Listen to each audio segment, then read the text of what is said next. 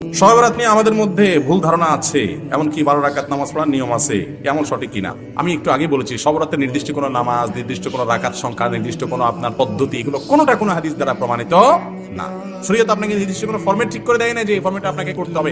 আমরা অনেকেই 5 ওয়াক্ত নামাজের খোঁজ খবর নাই, কিন্তু শবে বরাতের নামাজের রাকাত সংখ্যা, পদ্ধতি এগুলো আমাদের মুখস্থ এবং খুব প্র্যাকটিস করি। এর অন্যতম কারণ হলো আমরা মনে করি ওই রাত্রে ভাগ্য ঠিক হয়। অতএব এই রাত্রে যদি আল্লাহর কাছে একটু দোয়া দরুদ করে নামাজ কালাম করে ভাগ্যটা নিজের পক্ষে করে নেওয়া যায়, তো আবার আগামী 1 বছর যা মনে চায় করব। বাংলাদেশের সবচেয়ে বেশি মানুষ মসজিদে আসে কোন রাতে? শবে বরাতে মসজিদে মানুষ আসছে, এটা তো খুশির কথা, কিন্তু কথা হলো ওই রাতেই কেন বেশি আসে, অন্য সময় আসে না কেন? কাহিনী কি? কারণ মানুষ মনে করে ওই রাতে ভাগ্য ঠিক হয়। যেহেতু ভাগ্য ঠিক হয়, অতএব এই এক রাতে আসা ভালো করে ফুসলায়া ফাসলায়া দোয়া দরুদ করে টোরে আমি যদি সব নিজের পক্ষে করে নিতে পারি, তাহলে এবার সারা বছর আবার যা মনে তা করলাম।